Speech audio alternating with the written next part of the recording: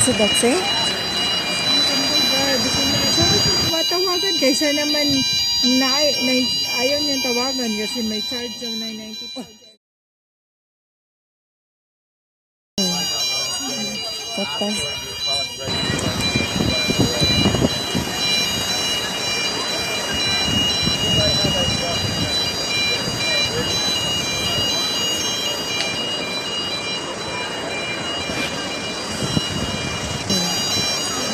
Sakta.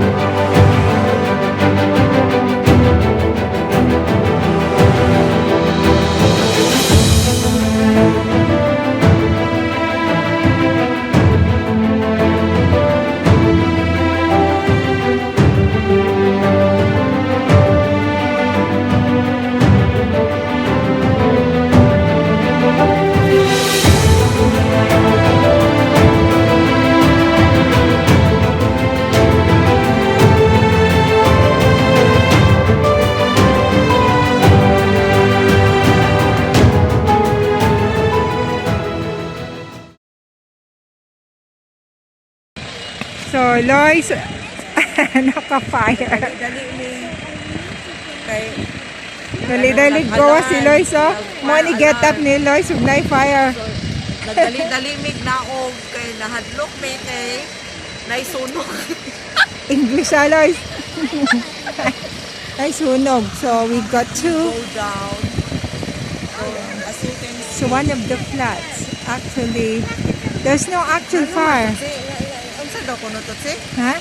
Ngano daw to nag-alarm? So, basically, there's a tumble dryer. Dryer? Yeah, tumble dryer. Dryer. It's like washing machine. That sparks. So, dili mag-stop everyone, ang alarm jud, si? They won't stop until it's sorted. It's reset. But no one can reset. So, that's why. Everybody is here. Oh, Hi, guys! Everyone's out. And baby Kai? So, what are you gonna do in case of fire?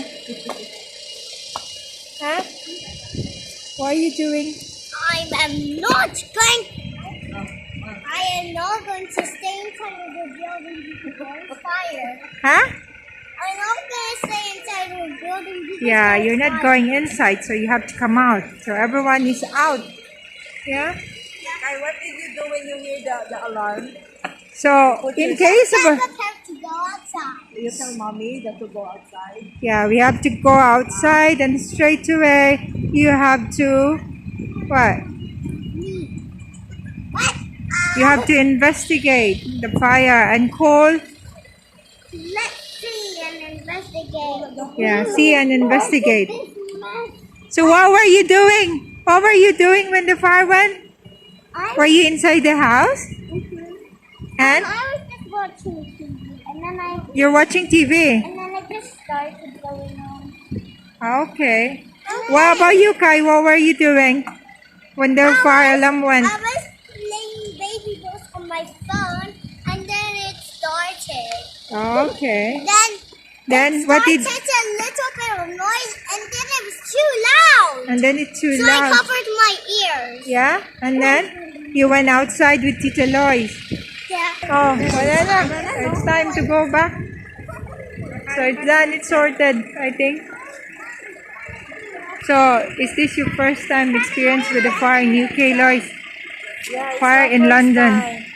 London and fire. High-tech. But there's no actual fire. Yes. The washing machine, I think the tumble dryer. was having trouble. Ano ba yan? Dumating agad. Yeah, just for within 5 minutes.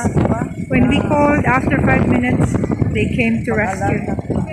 That's good. Bilis, ang bilis. Ang bilis ng aksyon. Bilis na action. Bilis ng aksyon. Sa atin, pag dumating ang fire alarm, tapos na rin. Wala ng bahay. Naugdaw na ang mga bahay. Very bilis. The alarm went off already, so it's time to go back? Yeah, Kai, there's no more alarm, Kai.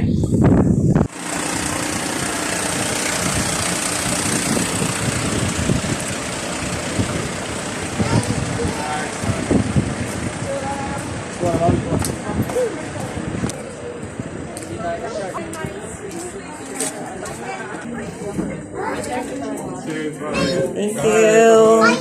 Thank you. There's no doubt about it, smoke alarms save lives. But to do their job properly, they need to be fitted in the right rooms. Make sure they're fitted in your hallways. Make sure they're fitted in every room where a fire can start.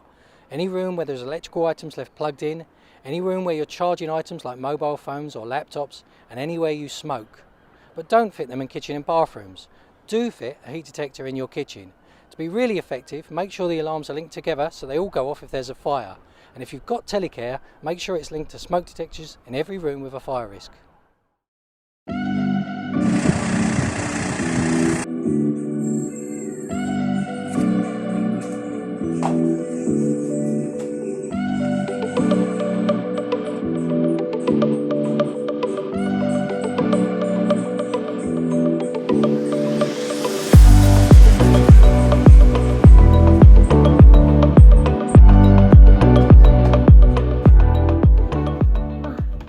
Look at that fire truck. Hi, why that? Wait, the fire truck was supposed to leave, right? The fire truck was supposed to leave, right? I'm so tired. Like, comment, and subscribe.